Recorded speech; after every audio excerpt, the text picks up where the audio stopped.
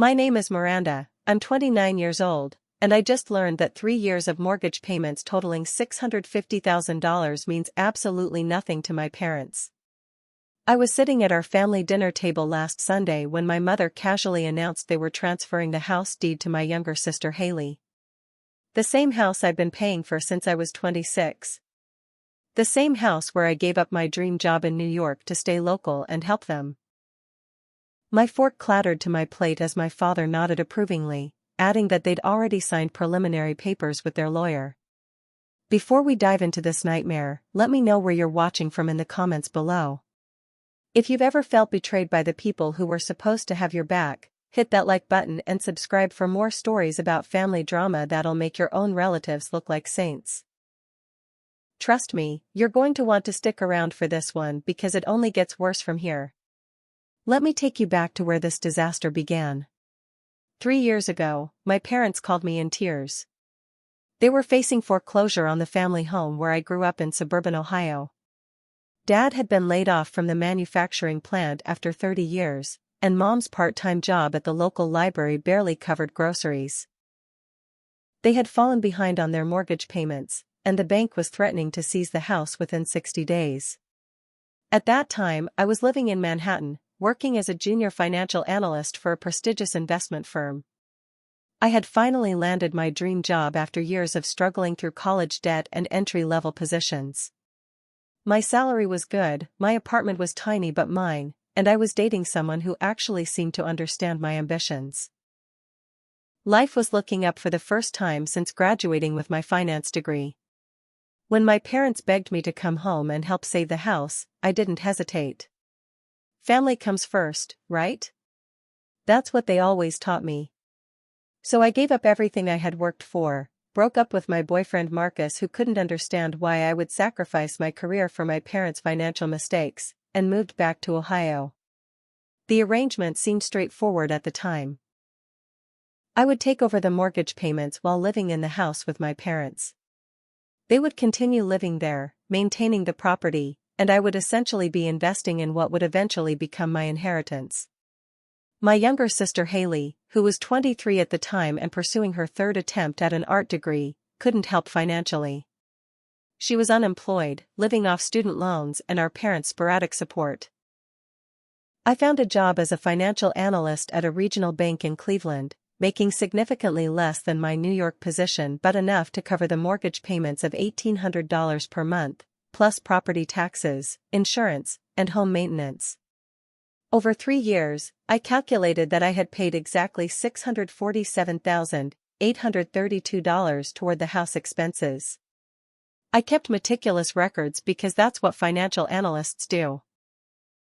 During those 3 years, I also invested another $60,000 in home improvements. The roof needed replacing after a severe storm, the furnace died in the middle of winter, and the kitchen appliances were from the 1980s. I paid for everything because my parents claimed they couldn't afford to contribute. Haley never offered to help with anything except choosing paint colors for her bedroom, which I also paid to have professionally painted. The first sign of trouble came about 6 months ago when I overheard my parents talking to their neighbor Mrs. Patterson about how generous they were to let me live in their house rent-free. When I confronted them about this misrepresentation, they brushed it off as a misunderstanding. They claimed they were just trying to protect my privacy, but it felt like they were rewriting history to make themselves look like the generous parents instead of acknowledging that I was the one keeping them from homelessness. My best friend Sophia, who had moved to Chicago for her career in marketing, constantly warned me about the informal nature of our arrangement. She urged me to get everything in writing, to establish legal documentation of my investment in the property. But I trusted my parents. These were the people who raised me, who taught me about honor and integrity. I never imagined they would betray that trust so completely. My older brother Derek, who lived in Seattle with his wife and 2 kids, stayed out of our parents' financial drama entirely. He had his own family to support and maintained that everyone should handle their own problems. When I called him for advice about the mortgage situation, he usually changed the subject or made some comment about how I was too generous for my own good. I thought he was just being practical. I never realized he might have known something I didn't. The emotional manipulation was subtle at first. Whenever I mentioned wanting to establish legal documentation of my financial contributions, my parents would launch into speeches about family loyalty and trust. They would remind me of all the sacrifices they made raising me, how they paid for my college education even though they couldn't really afford it, and how disappointed they were that I didn't trust them after everything they had done for me. Haley supported their position completely, often chiming in with comments about how I was being paranoid and materialistic. She would say things like, "Family isn't supposed to keep score of who owes what to whom." This coming from someone who had never contributed a single dollar to the household expenses, who couldn't even be bothered to help with grocery shopping or cleaning. Looking back now, I can see all the red flags I ignored. But at the time, I was just a daughter trying to do right by her parents, believing that love and sacrifice would be recognized and appreciated. I was about to learn the hardest lesson of my life about the difference between being generous and being a fool. What I didn't know during those 3 years of payments was that my sister Haley had been systematically poisoning our parents against me behind my back. The revelation came gradually, like watching a dam crack before it bursts completely. It started when I discovered Haley's social media presence, which I had largely ignored because I was too busy working and managing household finances. Sophia showed me posts where Haley portrayed herself as the family savior, the daughter who stayed close to home to take care of aging parents while her selfish sister pursued money in the big city. In these posts, she completely omitted the fact that I had moved back and was paying all the bills. Instead, she painted a picture of herself as the responsible one who kept the family together. One particular Facebook post from 8 months ago showed Haley posing in front of our newly renovated kitchen with the caption, "So grateful I could help save our family home." Sometimes you have to sacrifice your own dreams to take care of the people you love. The post had received dozens of likes and comments praising her for her maturity and family devotion. Reading it made me physically sick because I had personally paid $23,000 for that kitchen renovation. When I confronted my parents about Haley's false narrative, they seemed genuinely surprised that I was upset. My mother said, "Well, Haley does help in her own way. She keeps us company and takes care of the emotional side of things." My father added that Haley had convinced them I was only helping temporarily, that I was planning to move back to New York as soon as I found another high-paying job, leaving them in a worse position than before. This was the first time I learned that Haley had been filling their heads with lies about my intentions. She had apparently spent months convincing them that I was using the mortgage payments as a temporary investment, that I would eventually abandon them once I had extracted whatever value I could from the arrangement. She painted me as calculating and cold, someone who was only helping because I expected to inherit the house eventually. The truth was exactly the opposite. I had turned down 3 job offers in other cities specifically because I didn't want to leave my parents in a difficult position. I had chosen to build my life around their needs, making dating and career advancement significantly more challenging. But Haley had twisted my sacrifice into something selfish and opportunistic. Things escalated quickly after that confrontation. Within a week, Haley's boyfriend Troy moved into the house without any discussion or advance notice. Troy was a 28-year-old community college dropout who had been unemployed for most of their 2-year relationship. He spent his days playing video games in the basement and his nights drinking beer with friends in our backyard. When I asked my parents why they had allowed Troy to move in without consulting me, considering that I was paying all the household expenses, they said Haley needed emotional support and that Troy wasn't really costing us anything extra. This was absurd because Troy consumed food, used utilities, and treated the house like his personal entertainment center. His friends came over constantly, leaving beer cans and cigarette butts all over the property I was maintaining. The second major betrayal came when I was organizing paperwork for my taxes and discovered that Haley had forged documents claiming partial ownership of the house. She had somehow obtained copies of mortgage statements and property documents, then created false paperwork showing that she had contributed to down payment and monthly expenses. The forgeries were crude but convincing enough to fool our elderly parents. When I presented this evidence to my parents, instead of being outraged by Haley's fraud, they accused me of being vindictive and trying to turn them against their younger daughter. My mother actually said, "Maybe Haley felt like she needed to exaggerate her contributions because you make her feel bad about not having money." They were defending her criminal behavior by blaming me for making her feel inadequate. This was when I realized I needed legal advice. I made an appointment with Gerald Matthews, an estate planning attorney recommended by my bank.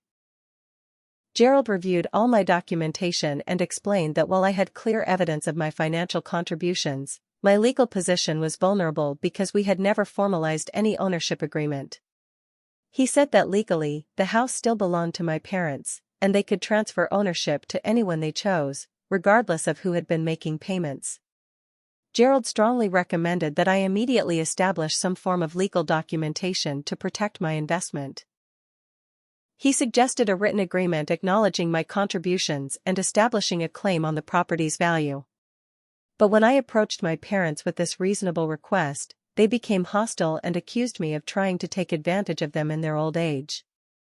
The situation reached a breaking point when I came home from work one Tuesday evening to find the locks changed. My key wouldn't work, and when I rang the doorbell, Troy answered and told me I needed to make arrangements to collect my belongings because I no longer lived there. He was smirking as he delivered this message, clearly enjoying the power he suddenly had over me. Haley appeared behind him and explained that they had decided I was creating too much tension in the house with my demands for legal documentation. She said my parents needed peace in their golden years, not the stress of dealing with my financial obsession. She actually used the phrase toxic negativity to describe my perfectly reasonable request to protect my investment. When my parents finally came to the door, they looked uncomfortable but stood by their decision. My father said, "We think it would be better if you found your own place for a while, just until everyone can cool down."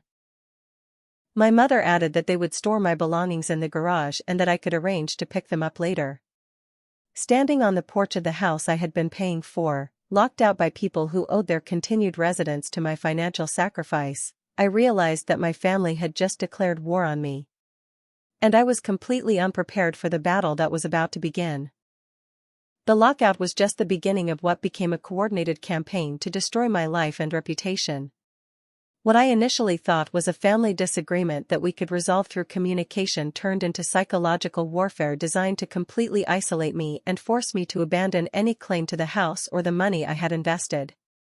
Within 48 hours of being locked out, my parents made their position absolutely clear.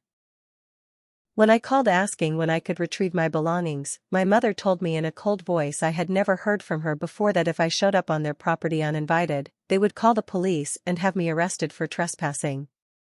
This woman had given birth to me, raised me, hugged me when I cried about my first heartbreak, and now she was threatening to have me arrested for approaching the house I had been financially supporting. The third betrayal came when I discovered that my parents had completely sided with Haley's version of events. Not only were they supporting her lies about my motivations and contributions, but they were actively helping her spread new lies about my character and mental state. When my Aunt Carol called to check on me after hearing I had moved out, she mentioned that my mother had told her I was having financial delusions and claiming credit for expenses I hadn't actually paid. Haley's vicious attacks on my reputation became more sophisticated and systematic.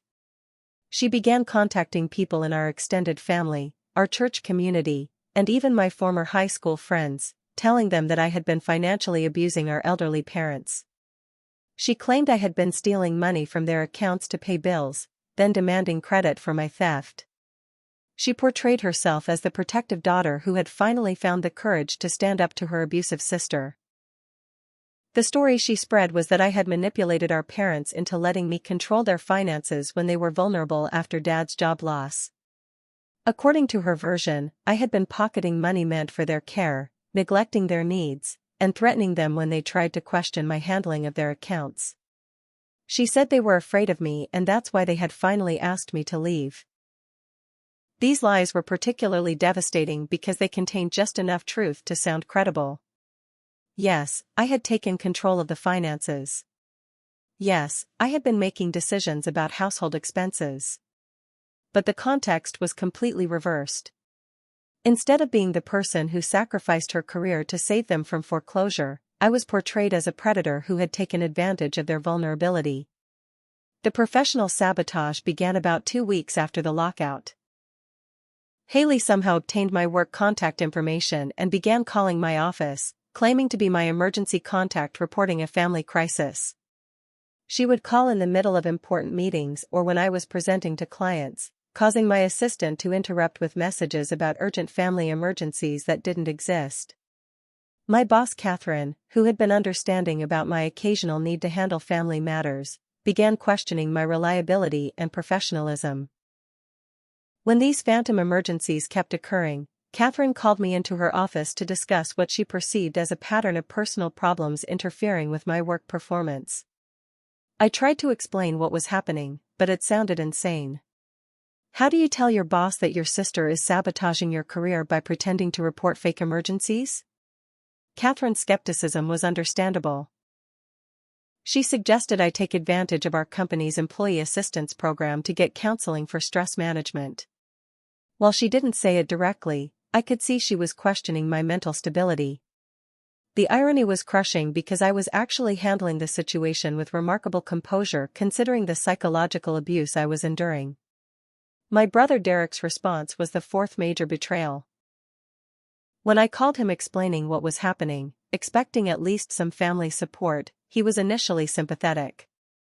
But after my parents contacted him with their version of events, his attitude changed completely. During our second conversation, he told me that maybe I should consider that I might be overreacting to a simple misunderstanding. When I sent him copies of all my financial documentation proving my investment in the house, he said I was being obsessive and that family relationships shouldn't be reduced to accounting spreadsheets. He suggested I was having trouble accepting that our parents had the right to make their own decisions about their property, even if those decisions seemed unfair to me. The final blow in Derek's betrayal came when he called to tell me he thought it would be better if I didn't contact our parents for a while. He said they were elderly and stressed, and my demands for legal documentation were causing them health problems. He actually said, sometimes being a good daughter means knowing when to step back and let them have peace in their final years. Derek's abandonment hurt more than my parents' betrayal because I had expected better from him. He was supposed to be the rational one, the brother who could see through emotional manipulation and evaluate situations objectively. Instead, he chose the path of least resistance, siding with the family narrative that required the least effort and confrontation from him. Meanwhile, my living situation became desperate. I was staying in a series of budget motels, paying nightly rates that were bleeding my savings dry. Every attempt to find an apartment was complicated by the fact that my permanent address was still listed as my parents' house, and I couldn't use them as references for obvious reasons. Landlords found my situation suspicious. A 29-year-old professional woman with good credit but no permanent address and no family references raised red flags. Sophia flew in from Chicago for a weekend to help me apartment hunt and provide emotional support.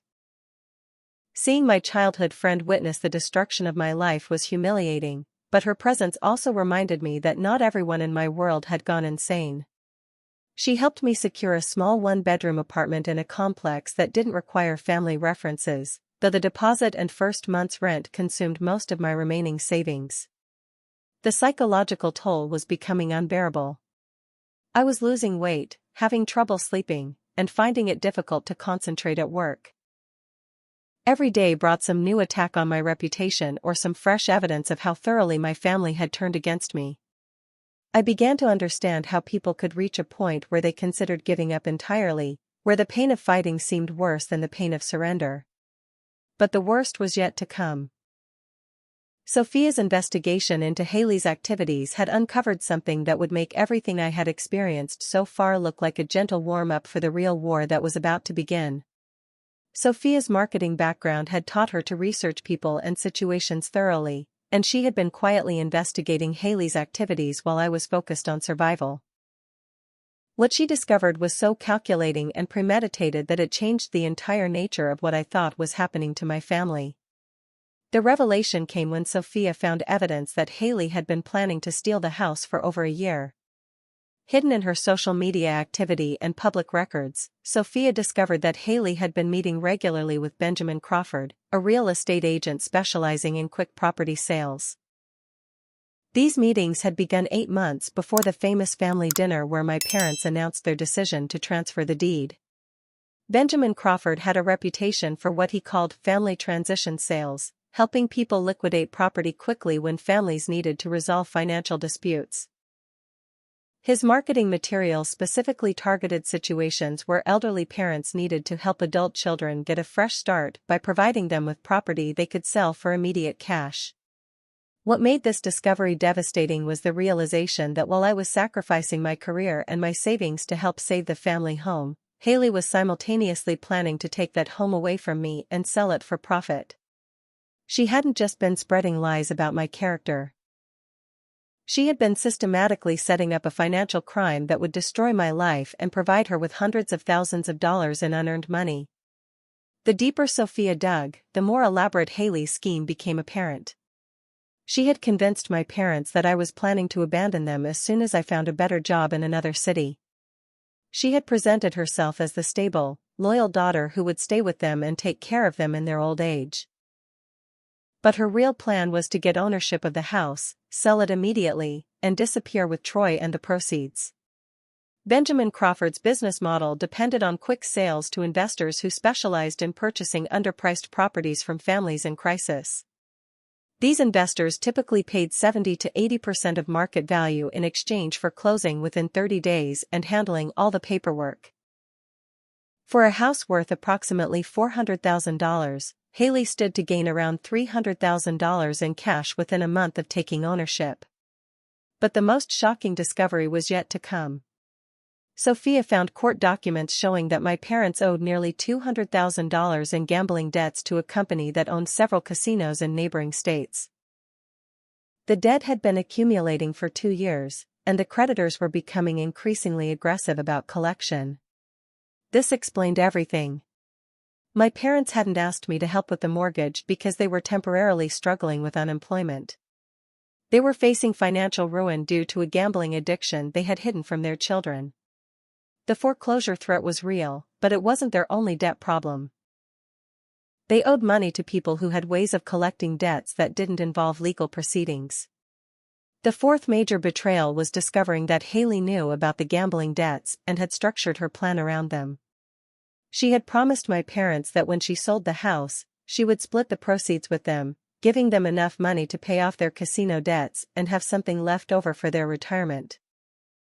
In exchange, they just had to transfer ownership to her and support her story that I had been financially abusing them. From my parents' perspective, this probably seemed like the perfect solution. They would satisfy their dangerous creditors, get some financial security for their old age, and help their younger daughter get a substantial cash windfall. The only cost was betraying their older daughter who had already sacrificed 3 years of her life and all her savings to help them. Apparently, that seemed like an acceptable trade to them. The magnitude of the deception was breathtaking. For 3 years, I had been unknowingly renovating and improving a house that my family was planning to sell the entire time. My mortgage payments hadn't been helping my parents keep their home. They had been providing free housing while Haley and my parents planned to cash out my investment and leave me with nothing. The fifth attack came when Haley escalated her campaign by filing for a restraining order against me. In her petition to the court, she claimed that I had been threatening violence against her and my parents, that I had been stalking the family home, and that I had made statements about making them pay for betraying me. The restraining order hearing was a nightmare. Haley had coached my parents to testify that they were afraid of me, that I had anger management problems, and that I had become increasingly unstable since they asked me to move out. They presented my requests for legal documentation of my financial contributions as evidence of my threatening behavior. Judge Harrison, who was probably in his 70s and seemed to have limited patience for what he perceived as a family squabble, barely listened to my side of the story. When I tried to present my financial records showing 3 years of mortgage payments, he cut me off and said the hearing was about safety, not property disputes.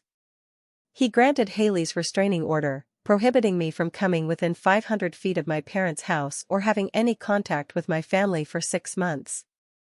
The legal system's bias was crushing.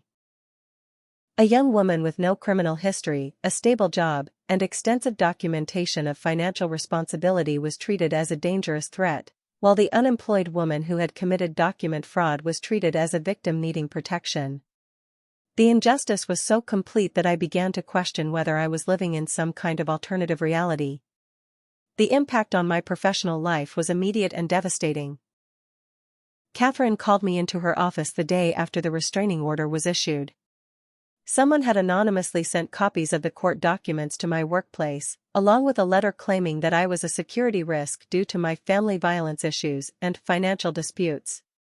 Catherine informed me that I was being placed on administrative leave pending a full investigation by the Human Resources Department. She said the bank couldn't afford to have employees with legal problems that might reflect poorly on their reputation for trustworthiness and stability. I was escorted from the building by security, carrying my personal items in a cardboard box like some kind of corporate criminal. Derek's final betrayal came when he called to tell me that he thought I should accept that the family had made their decision and try to move on with my life.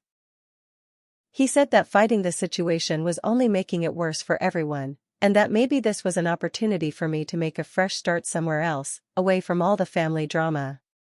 When I reminded him that I had invested $650,000 in that house, he said that sometimes life isn't fair and that I should be grateful for the experience I had gained managing a household and helping my parents. He actually suggested that the money I had spent could be considered tuition for real-world education in family dynamics and financial responsibility. That phone call was when I realized that I was completely alone. Every member of my family had either actively betrayed me or abandoned me when I needed support. I was facing financial ruin, professional destruction, and social isolation, while the people who had caused my situation were preparing to profit from my destruction. For the first time in my life, I understood how people could reach a point where suicide seemed like the only escape from an unbearable situation. I was 29 years old, and every foundation of my life had been systematically destroyed by the people who were supposed to love me most. The weeks following my suspension from work were the darkest period of my life. Without my job, I couldn't afford even my modest apartment for much longer. My savings were nearly depleted from legal fees, temporary housing costs, and basic survival expenses. The isolation was psychologically devastating because I couldn't contact my family due to the restraining order, and most of our mutual friends had chosen to believe their version of events over mine. Haley's cruelty during this period was breathtaking in its calculated nature. She began posting photos on social media showing the renovations she was making to what she now called her house. These were improvements paid for with money I had earned, in a house I had saved from foreclosure, but she presented them as evidence of her own hard work and investment in the family home. One particularly painful post showed Haley and Troy hosting a barbecue in the backyard, with my parents smiling and laughing with a group of friends I didn't recognize. The caption read, "So grateful for family who understand the importance of forgiveness and moving forward together." She tagged me in the post, ensuring that I would see their celebration of my exile from the family. My parents' public disowning was the final emotional blow I thought I could survive. During Sunday service at the church where our family had been members for 15 years, my mother stood up during prayer request time and asked for prayers for families dealing with adult children who had lost their way and become consumed with material concerns. Everyone in that congregation knew she was talking about me, and the look of pity and disappointment on faces I had known since childhood was humiliating beyond description. My father was more direct in his public statements. When he encountered my former high school English teacher Mrs. Patterson at the grocery store, he told her that they had discovered I had been stealing from them for years and that they were heartbroken but had to protect themselves from further abuse. Mrs. Patterson, who had always been fond of me, was shocked and concerned enough to call me directly to ask if I needed help. The phone call with Mrs. Patterson was a turning point because it was the first time in weeks that someone had listened to my side of the story without immediately dismissing it as delusion or vindictiveness. When I showed her my financial records and explained the timeline of events, she was appalled by what my family had done to me. More importantly, she believed me. Mrs. Patterson's belief in my story led to the first crack in my isolation. She mentioned my situation to her husband Carlton, who was a retired police detective with 40 years of experience investigating fraud cases. Carlton asked to meet with me, not because he could help legally, but because something about my parents' behavior reminded him of cases he had worked involving elder financial abuse. Carlton Patterson became my unexpected lifeline. At 72 years old, this former detective had the skills and the stubbornness to investigate what was really happening in my family. More importantly, he had the credibility and the connections to gather evidence that I couldn't obtain on my own. Within a week of our first meeting, Carlton had uncovered information that changed everything I thought I knew about my situation. Using his contacts in the banking industry, he discovered that my parents had been taking cash advances on credit cards secured by the house's equity. They owed money not just to casinos, but to multiple high-interest lenders who specialized in loans to people with gambling addictions. The total debt was approaching $300,000, and the interest rates were predatory. My parents were trapped in a cycle where they were borrowing money to make minimum payments on previous loans, while the principal balances grew larger every month. Without some kind of major financial intervention, they were facing bankruptcy or worse. Carlton's investigation also revealed that Haley's boyfriend Troy had a criminal background that included fraud and identity theft. Troy had been the one coaching Haley on how to forge documents and manipulate our parents. He had experience running scams that involved convincing elderly people to transfer property to younger family members who would then sell it and disappear. This information was devastating because it meant that my parents weren't just betraying me out of favoritism for Haley, they were being manipulated by someone with experience in exactly this kind of financial crime. Troy had identified our family as marks and had spent 2 years setting up an elaborate con that would leave my parents homeless and penniless after he and Haley collected the money from selling the house. Carlton's most shocking discovery came when he interviewed other neighbors who had been watching the situation develop. Mr. Wallace, who lived across the street, had been documenting unusual activity at the house because he suspected drug dealing. His security cameras had captured footage of several confrontations between me and my family, including clear audio of Haley admitting that she had forged documents to make it look like she had contributed to the house expenses. The second unexpected ally emerged when Carlton introduced me to Miranda Rodriguez, a paralegal who worked for a law firm specializing in elder abuse and family fraud cases. Brianna was around my age and had grown up in a family where financial manipulation and emotional abuse were common. She understood the psychological dynamics of what I was experiencing in a way that most people couldn't. Brianna reviewed all my documentation and was shocked by the strength of my evidence. She said that most fraud victims don't keep the kind of detailed records I had maintained, and that my case was actually much stronger legally than my previous attorney had suggested. She believed we could not only recover my financial losses but also pursue criminal charges for the document forgery and elder abuse. The breakthrough in building my support network came when Troy made a critical mistake. During a poker game with some drinking buddies, he bragged about the house scam he was running and how he was going to be rich within a month. One of the men at that poker game was a co-worker of mine from the bank, someone who knew me personally and was shocked to hear Troy describing me as an abusive sister who was trying to steal from elderly parents. When my co-worker Eddie contacted me to report what he had heard, I finally had an independent witness to Troy's criminal intentions. Eddie was willing to testify about Troy's confession, and his testimony would establish that the entire scheme was premeditated fraud rather than a family disagreement. For the first time since this nightmare began, I had hope. Carlton Patterson had evidence, Brianna Rodriguez had legal strategies, and Eddie Martinez had witness testimony. I wasn't alone anymore, and I wasn't defenseless. The people who had betrayed me were about to discover that I had learned how to fight back. But I was also wrestling with a dark temptation that scared me. The months of betrayal, isolation, and systematic destruction of my life had changed me in ways I didn't entirely recognize. There were moments when I fantasized about revenge that went far beyond legal justice. I imagined scenarios where my family would experience the same financial ruin and social humiliation they had inflicted on me. These thoughts frightened me because they weren't coming from the person I had always believed myself to be. I had always been the responsible one, the peacemaker, the daughter who sacrificed for family harmony. But that person had been naive and trusting in ways that had nearly destroyed my life. The person I was becoming was harder, more calculating, and potentially more dangerous.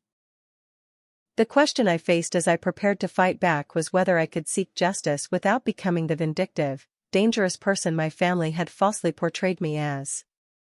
Could I save myself without losing my soul in the process? I was about to find out. The transformation from victim to strategist began with a decision that felt like stepping off a cliff into unknown territory. For my entire adult life, I had operated from a position of trust, assuming that honesty and good intentions would be rewarded with fairness and reciprocity. The person who had paid her sister's mortgage while believing in family loyalty was gone forever. The person who emerged in her place was someone I barely recognized, but someone who understood that survival required adopting the tactics of war. Miranda Rodriguez became my general in this campaign. Her experience with family fraud cases had taught her that emotional appeals and moral arguments rarely succeeded against people who had already demonstrated their willingness to commit crimes for money. Legal victory required evidence, strategy, and the patience to systematically dismantle the opposition's credibility while building an unshakable case for justice. Our first strategic decision was to document everything while appearing to retreat from the conflict. Brianna advised me to comply completely with the restraining order, making no attempts to contact my family or approach the house. This would demonstrate my respect for legal boundaries while giving us time to gather evidence without alerting Haley and Troy that their activities were being investigated. Carlton Patterson's surveillance operation expanded beyond anything I could have imagined. Using his network of retired law enforcement contacts, he began documenting patterns of behavior that would establish the premeditated nature of the fraud. His team photographed meetings between Haley, Troy, and Benjamin Crawford, the real estate agent. They documented cash transactions that suggested my parents were still accumulating gambling debt despite having no legitimate income source. The breakthrough in our evidence collection came when Carlton's contact at the phone company provided records showing extensive communication between Troy and several known identity theft operations in other states. These records suggested that the house scam was just one component of a larger criminal enterprise, and that Troy had been running similar operations against other families. Brianna's legal research revealed that my case fell under federal elder abuse statutes because my parents were over 65 and the financial exploitation exceeded the threshold for federal prosecution. This meant that if we could establish criminal intent, Haley and Troy could face federal charges carrying prison sentences of up to 20 years. The stakes were much higher than anyone in my family had realized. Our second major strategic advantage emerged when we discovered the existence of video evidence I hadn't known about. Carlton's neighbor interviews revealed that Mrs. Chen, who lived next door to my parents, had installed security cameras 6 months earlier after a series of break-ins in the neighborhood. Her cameras had captured hours of footage showing arguments, meetings, and conversations that would corroborate my version of events. The most damaging piece of evidence was a recording of Haley explicitly telling Troy that she was going to get everything and that I was too stupid and trusting to protect myself. In the same conversation, she discussed plans to sell the house within 30 days of getting ownership and split the proceeds with my parents after paying off their gambling debts. Brianna's analysis of the video evidence revealed that we had enough material to pursue both civil and criminal charges. The civil case would focus on recovering my financial losses and establishing my rightful claim to compensation for my investment in the house. The criminal case would focus on document forgery, elder abuse, and conspiracy to commit fraud. But our most powerful weapon was something none of them expected: media attention. Brianna had contacts at several news organizations that specialized in reporting on family fraud and elder abuse cases. She believed that my story had all the elements needed for viral social media coverage: a hard-working young woman betrayed by her family, elderly parents manipulated by criminals, and a greedy sister who stole hundreds of thousands of dollars from her trusting sibling. Garrett Mitchell, an investigative journalist who worked for a regional newspaper and contributed to national news programs, agreed to interview me after reviewing our evidence. Garrett's specialty was exposing financial crimes that local authorities had failed to prosecute adequately. He was particularly interested in cases where the legal system had initially sided with the perpetrators due to bias or incomplete investigation. The decision to go public with my story was terrifying because it meant exposing the most humiliating experience of my life to strangers who would judge my family situation without understanding the emotional complexity of what I had endured. But Brianna convinced me that public pressure was often the only way to force authorities to take family fraud cases seriously. Our media strategy was carefully planned to maximize impact while maintaining credibility. Garrett would publish a detailed investigation with all the supporting documentation, including financial records, court documents, and video evidence. Social media would be used to spread awareness of the story, but we would focus on facts rather than emotional appeals. The timing of our counterattack was crucial because Haley and Troy were moving forward with their plan to sell the house. Benjamin Crawford had found a cash buyer willing to purchase the property for $320,000, approximately $80,000 below market value. The closing was scheduled for 6 weeks from the date we began our campaign. Carlton's investigation revealed that my parents were becoming increasingly nervous about their agreement with Haley as the closing date approached. They had apparently expected to remain living in the house even after transferring ownership, but Troy had informed them that the new buyers wanted immediate possession. My parents were facing homelessness while Haley and Troy prepared to disappear with hundreds of thousands of dollars. This created an opportunity for us to approach my parents directly, despite the restraining order complications. Brianna suggested that we could have Carlton contact them as a concerned neighbor who had witnessed suspicious activity and wanted to warn them about potentially being victimized by criminals. This would allow us to share information about Troy's criminal background without violating any legal restrictions on my contact with them.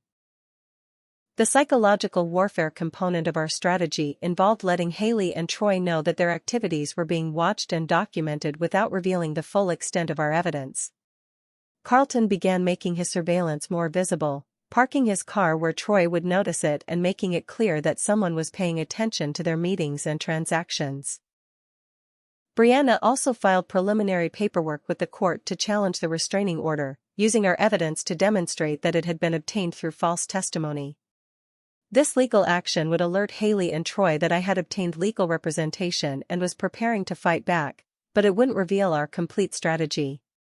The goal was to create pressure and paranoia that would force them to make mistakes while we prepared for a coordinated attack on multiple fronts. We wanted them to know that their scam had been discovered, but we didn't want them to know how much evidence we had collected or how serious the consequences might be. As our plan took shape, I felt a mixture of excitement and moral uncertainty that was completely foreign to my previous experience. The satisfaction of watching my betrayers realize that I wasn't the helpless victim they had assumed was intoxicating. But the calculating nature of our strategy made me question whether I was becoming the kind of person I had always claimed to despise. Brianna assured me that seeking justice through legal means was not the same as seeking revenge through harmful actions. She reminded me that my family had committed serious crimes that would continue to hurt other people if they weren't stopped. Our campaign wasn't about punishment for its own sake, it was about accountability and protection. But as I prepared to execute our plan, I couldn't shake the feeling that the naive, trusting person I had been 6 months earlier would have been horrified by the person I was becoming. The question that haunted me was whether this transformation was a necessary evolution or the beginning of my own moral corruption. The war was about to begin in earnest, and I was no longer sure who I would be when it was over. The execution of our counterattack began with surgical precision that would have made Carlton's police detective training proud.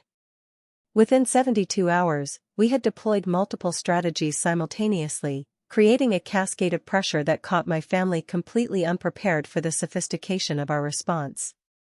The first breakthrough came when Brianna filed a motion to dissolve the restraining order based on newly discovered evidence of perjury in the original hearing.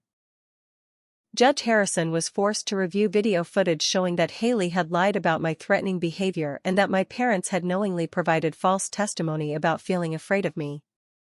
The evidence was so clear that the judge had no choice but to schedule an emergency hearing.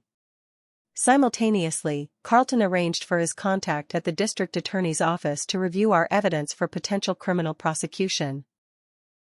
Detective Rodriguez, who specialized in elder abuse cases, was immediately interested in the document forgery and the evidence of Troy's criminal background. She initiated a formal investigation that included subpoenas for financial records and surveillance of ongoing criminal activity.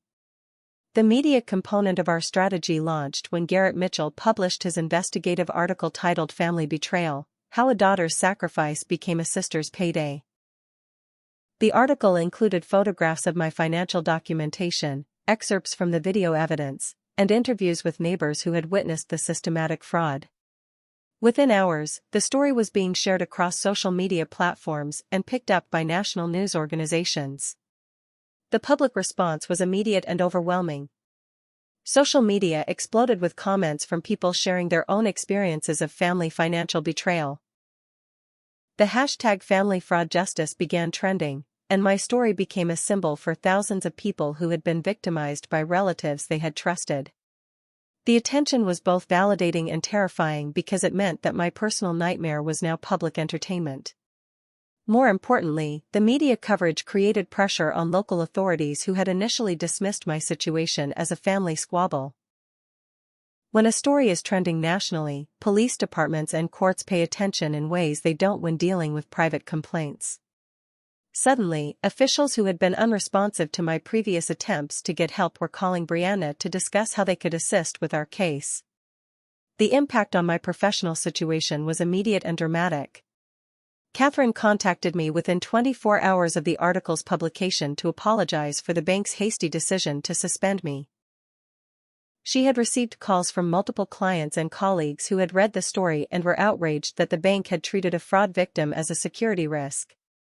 She offered to reinstate me immediately with full back pay and a formal apology. Even more satisfying was the response from my workplace colleagues.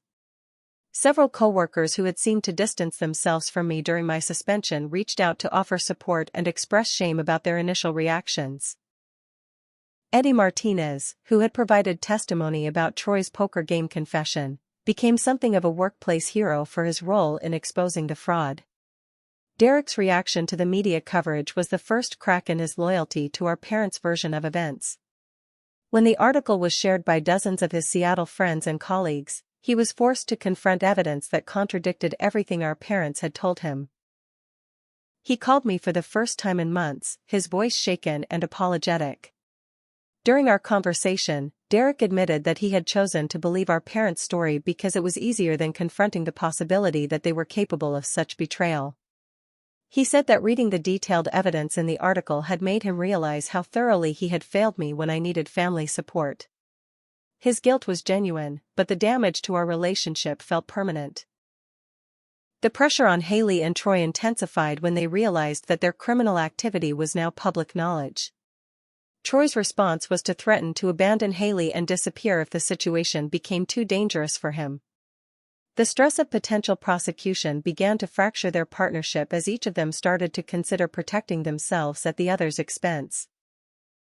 Carlton's surveillance documented increasingly frantic meetings between Haley, Troy, and Benjamin Crawford as they tried to accelerate the house sale before legal intervention could stop them. But the media attention had made the cash buyer nervous about purchasing property that might be the subject of federal fraud investigation. The buyer withdrew their offer, leaving Haley without the quick sale she needed to fund her escape plan. My parents' reaction to the public exposure was a mixture of denial, panic, and desperate attempts to control the narrative. They issued a statement through their church claiming that they were victims of a vindictive daughter who was using the media to attack them for making reasonable decisions about their own property. But the evidence in Garrett's article was too comprehensive for their denials to carry much credibility. The elder abuse investigation created additional pressure when Detective Rodriguez interviewed my parents separately and discovered significant inconsistencies in their stories. Under professional questioning, They began to contradict each other about key details of the timeline and their motivations for transferring the house to Haley. More damaging was the discovery that my parents had been hiding the extent of their gambling debts from each other as well as from their children. My mother was shocked to learn that my father owed an additional $50,000 to creditors she didn't know existed. My father was equally surprised to discover that my mother had been taking cash advances on credit cards to fund her casino visits. This revelation fractured their united front because each of them began to blame the other for creating the financial crisis that had led to their betrayal of me. The mutual recriminations weakened their resolve to maintain the lies they had told about my character and motivations. The legal breakthrough came when Judge Harrison reviewed our evidence in the hearing to dissolve the restraining order. Faced with clear video proof that Haley had perjured herself and that my parents had provided knowingly false testimony, he not only dissolved the restraining order but referred the case to the district attorney for prosecution of perjury charges. Judge Harrison's comments during the hearing were particularly satisfying because he specifically criticized his own initial decision to grant the restraining order without adequately reviewing the evidence. He said that the case illustrated the danger of making legal decisions based on emotional testimony rather than documented facts. The dissolution of the restraining order meant that I could legally approach my parents' house for the first time in months.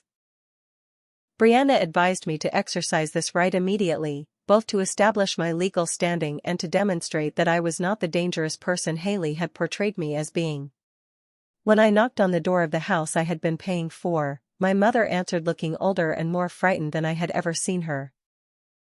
The confident woman who had threatened to have me arrested for trespassing was gone, replaced by someone who seemed to realize that her actions had consequences she hadn't anticipated.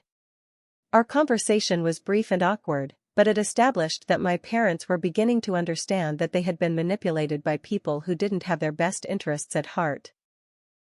My mother admitted that Troy had been pressuring them to sign papers they didn't fully understand and that Haley had been making promises about taking care of them that now seemed unrealistic.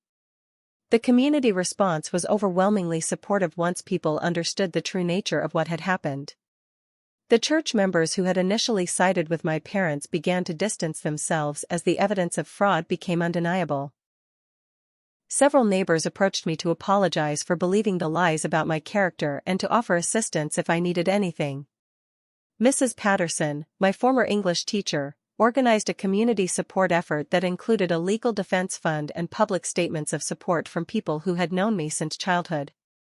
The contrast between this genuine community support and my family's calculated betrayal was both healing and heartbreaking. As our campaign gained momentum, I realized that we had shifted from playing defense to playing offense. Haley and Troy were no longer attacking me, they were desperately trying to protect themselves from consequences they hadn't anticipated. My parents were no longer united in their betrayal, they were turning on each other as their lies unraveled. But the most important change was internal. The helpless, isolated victim who had contemplated suicide just weeks earlier was gone. In her place was someone who understood how to fight effectively, how to build alliances, and how to use systems of justice that I had previously taken for granted. The question now was whether this newfound power would be enough to achieve complete victory, and whether the person I was becoming would be someone I could live with when the war was over. The final phase of our legal campaign unfolded with the systematic inevitability of dominoes falling in perfectly planned sequence. Within 6 weeks of launching our counterattack, every person who had betrayed me was facing consequences that would reshape their lives permanently, while I was discovering that complete victory carried its own complicated emotional burden. Judge Sullivan, who had replaced Judge Harrison after his recusal due to the perjury issues, reviewed our comprehensive case with the thoroughness that had been lacking in previous hearings. During a 4-hour session that included testimony from 12 witnesses and examination of over 200 pieces of evidence, he concluded that the fraud against me was among the most calculated and comprehensive cases of family financial abuse he had encountered in 23 years on the bench. His ruling was unequivocal and devastating to my opponents. Judge Sullivan found that Haley had committed multiple felonies including document forgery, elder abuse, and conspiracy to commit fraud. He ruled that my parents had been willing participants in the fraud rather than innocent victims manipulated by their daughter. Most importantly, he ordered immediate restitution of all my financial losses plus punitive damages totaling over $800,000. The house was immediately transferred back to my ownership with clear title, and all proceeds from any potential sale were frozen pending full restitution payment. Haley and Troy were prohibited from entering the property or having any contact with me or my assets. My parents were granted permission to remain in the house temporarily, but only as tenants paying market-rate rent to me. The criminal prosecution proceeded even more swiftly than the civil case. Detective Rodriguez had built an airtight case that included financial records, video evidence, witness testimony, and Troy's own recorded confessions from the poker game incident. The federal charges were filed within days of Judge Sullivan's ruling, and both Haley and Troy were arrested at my parents' house while trying to destroy evidence. The arrest scene was captured by news cameras because Garrett Mitchell had been monitoring police communications and alerted his media contacts. Watching Haley being handcuffed and led away from the house I had saved from foreclosure provided a satisfaction that was both intense and troubling. The vindictive pleasure I felt at seeing her humiliation made me question whether my pursuit of justice had become something darker. Troy's response to arrest was exactly what Carlton Patterson had predicted based on his criminal background research. Within hours of being charged, Troy agreed to cooperate with prosecutors in exchange for a reduced sentence. His testimony revealed that the house scam was just one component of a multi-state fraud operation targeting families with elderly parents and adult children in financial caregiving roles. Troy's cooperation led to additional charges against Haley for participation in a criminal enterprise. The prosecution established that she had been planning variations of this scam for over 2 years, using social media to identify potential victims and studying successful cases to refine her techniques. My family hadn't been randomly targeted, we had been selected and researched like a military objective. My parents' legal situation was more complex because their cooperation with the fraud was motivated by desperation rather than greed. Judge Sullivan sentenced them to 5 years probation and mandatory counseling for gambling addiction, but their advanced age and health problems protected them from prison time. They were also required to make public statements acknowledging their false testimony and apologizing for their treatment of me. The community impact of their prosecution was severe. The church expelled them from membership after their criminal conviction became public. Former friends and neighbors who had believed their lies about my character expressed anger at being manipulated and used to spread false information. The social isolation they experienced was similar to what I had endured, but without the support network that had sustained me. The financial consequences were devastating to everyone involved. Haley's legal fees and restitution payments would consume any money she might earn for decades. Troy faced federal prison time that would eliminate his earning potential during his prime adult years. My parents lost their home, their savings, and their social standing, all while gaining nothing except the temporary delay of their gambling debt consequences. The media coverage of the resolution reached an even larger audience than the original story because it provided the satisfying conclusion that social media craves. The hashtag Family Fraud Justice evolved into a broader movement advocating for stronger legal protections for family financial abuse victims. I was invited to speak at conferences and contribute to legislative proposals, though I declined most opportunities because the attention felt overwhelming. My professional rehabilitation was complete when Catherine offered me a promotion to senior financial analyst with increased responsibilities and a substantial salary increase.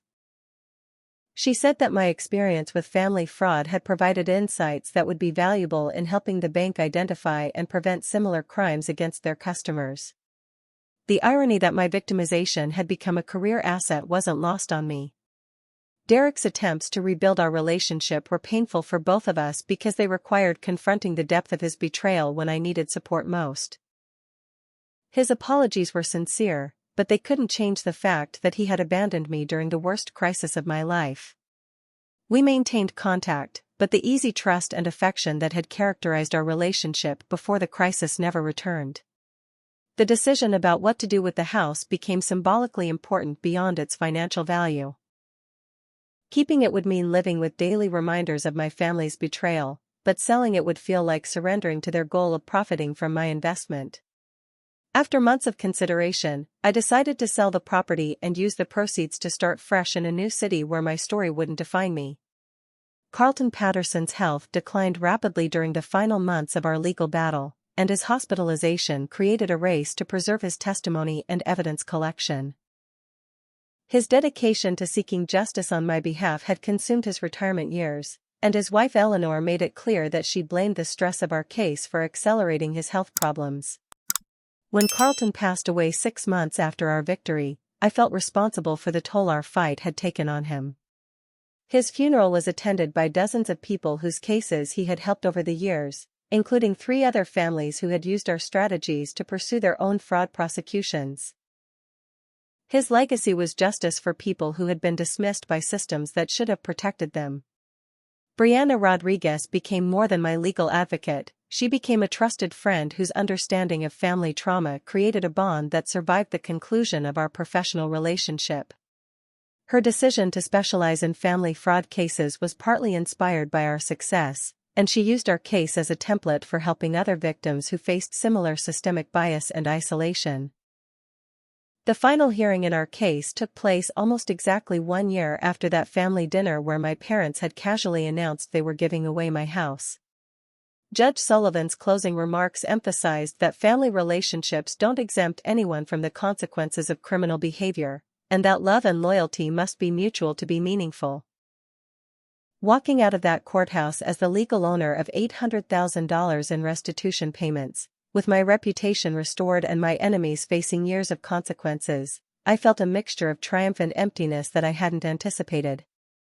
I had won everything I had fought for, but the victory had cost me my family, my innocence about human nature, and my previous identity as someone who believed in the essential goodness of people. The person who emerged from this battle was stronger, wiser, and more capable than the trusting daughter who had sacrificed her career to help her parents. But she was also harder, more suspicious, and more aware of the capacity for evil that exists in ordinary people who face financial pressure. I wasn't sure whether this transformation represented growth or damage. As I prepared to leave Ohio and start over in Denver, near Derek's family but independent of any obligations to relatives who had proven themselves untrustworthy, I reflected on the strange justice of my situation. I had everything I had originally wanted: financial security, professional success, and freedom from family members who had betrayed me. But achieving those goals had required becoming someone I wasn't sure I recognized or entirely liked. The question that haunted me as I packed my belongings was whether the person I had become was someone I could live with for the rest of my life, or whether the battle to save myself had cost me something essential about who I wanted to be. 2 years have passed since that courthouse victory, and I'm writing this from my home office in Denver, Colorado, where I've built a life that would have seemed impossible during the darkest days of my family's betrayal. The distance from Ohio, both geographical and emotional, has provided perspective on what happened and what I learned about human nature, family loyalty, and the sometimes necessary price of protecting yourself from people who claim to love you. The decision to forgive my parents while maintaining strict boundaries turned out to be the most difficult and important choice of my recovery process. Forgiveness, I discovered, doesn't require reconciliation or trust. It simply means releasing the anger that was poisoning my ability to move forward. I chose to help them find a modest apartment and establish basic financial stability, but I also chose to limit our contact to holiday cards and brief phone calls on birthdays. My mother's health declined significantly after the stress of the legal proceedings, and her final months were spent in a nursing care facility that I visited twice before her death. During our last conversation, she apologized for what she called the terrible mistake they had made, but she still seemed to believe that their desperation had justified their betrayal. Her inability to fully acknowledge the magnitude of what they had done to me confirmed that maintaining distance had been the right decision. My father's response to losing his wife and his social standing was to retreat into isolation that bordered on hermit behavior. He rarely left his apartment and refused most of my offers to help him engage with community resources for elderly people.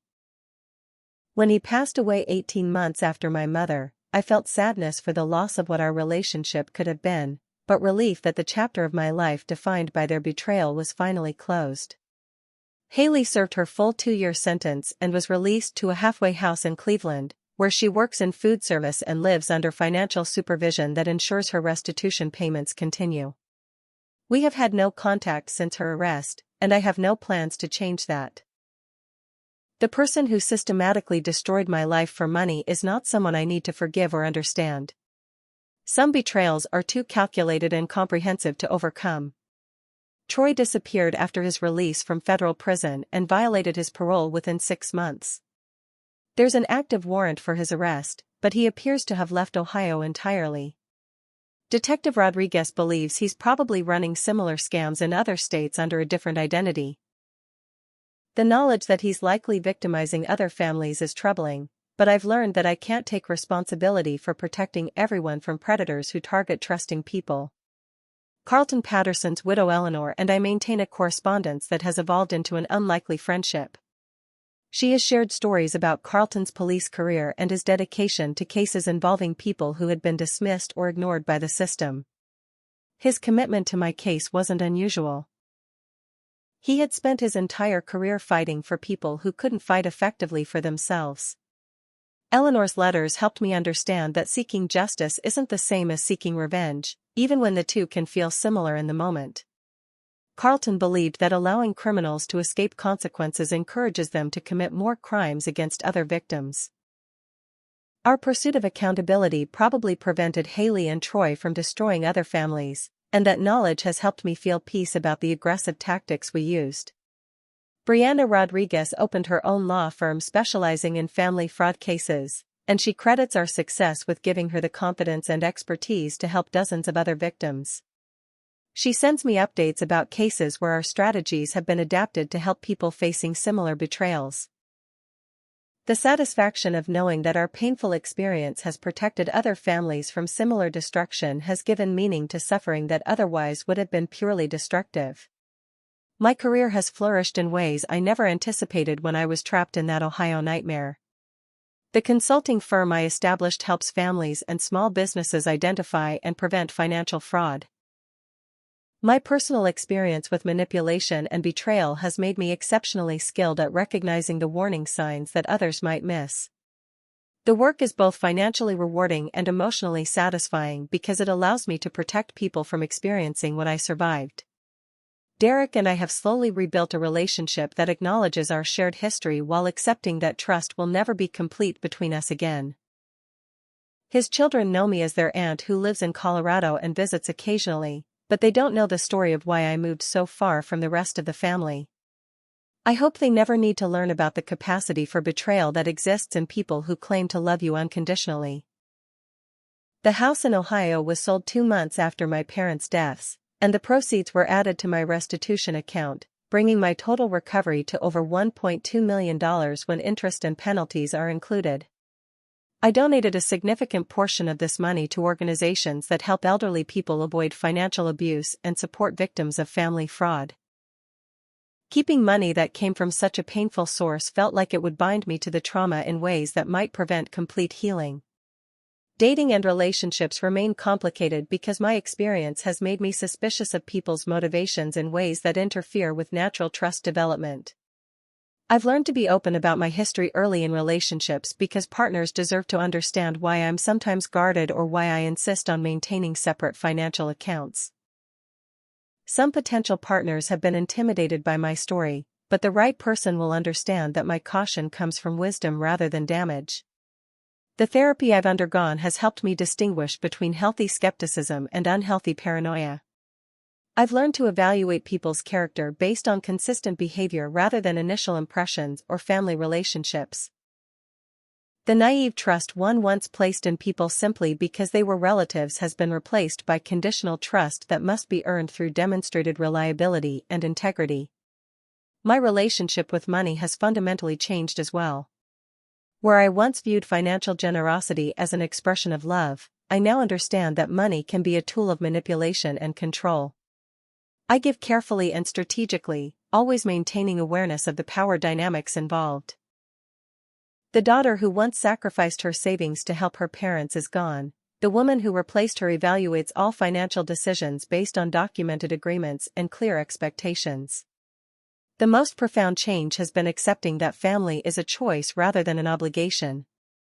The people who share my DNA proved capable of calculated cruelty that strangers would never attempt. Meanwhile, friends like Sophia, mentors like Carlton Patterson, and professionals like Brianna Rodriguez provided loyalty and support that transcended any biological connection. I've learned that protecting yourself from people who claim to love you isn't selfish, it's necessary for survival and mental health. Setting boundaries with family members who have proven themselves untrustworthy isn't cruel, it's rational. Choosing to build relationships with people who demonstrate consistent integrity isn't coldly calculating, it's wisdom earned through painful experience. The nightmares about family betrayal have faded, replaced by dreams about the future I'm building with people who have proven themselves worthy of trust. The anxiety about financial security has been replaced by confidence in my ability to protect myself and make sound decisions. The shame about being victimized has been replaced by pride in my resilience and my success in seeking justice. Sometimes I wonder what would have happened if I had been more suspicious from the beginning, if I had insisted on legal documentation of my financial contributions, if I had recognized the warning signs of my sister's manipulation earlier. But those alternate histories don't help me move forward. They only distract from the reality that I survived something that destroys many people and emerged stronger than I was before. The story I've shared with you isn't just about family betrayal or financial fraud. It's about the discovery that your own strength and resilience are more powerful than you realize until you're forced to test them. It's about learning that justice is possible even when systems initially fail you, if you're willing to fight intelligently and persistently. It's about understanding that recovery from betrayal requires becoming someone new rather than trying to restore who you were before. For anyone watching this who has experienced similar betrayal by family members, I want you to know that the pain you're feeling isn't permanent, but the strength you develop fighting for yourself will last forever. The people who betray you reveal their character, not yours. Your willingness to trust doesn't make you weak. Their willingness to betray that trust makes them criminals. Document everything, seek professional help, build alliances with people who believe in justice, and never accept that family betrayal is something you should forgive and forget without consequences. The person who protects themselves from predators isn't becoming cold or heartless, they're becoming wise and strong. My name is Miranda, I'm 31 years old, and I've learned that sometimes losing everything you thought you wanted leads to discovering everything you actually need. The family that betrayed me gave me the greatest gift they could have provided, the knowledge that I don't need them to be happy, successful, and surrounded by people who actually care about my well-being. What lessons have you learned from family betrayals or financial fraud? Have you ever had to choose between family loyalty and self-protection? How did you rebuild trust after being betrayed by people you loved? Share your experiences in the comments below because your stories might help someone who's going through what we've survived. Hit that like button if this story resonated with your own experiences, subscribe for more stories about overcoming family drama, and share this with someone who might need to hear that recovery from betrayal is possible.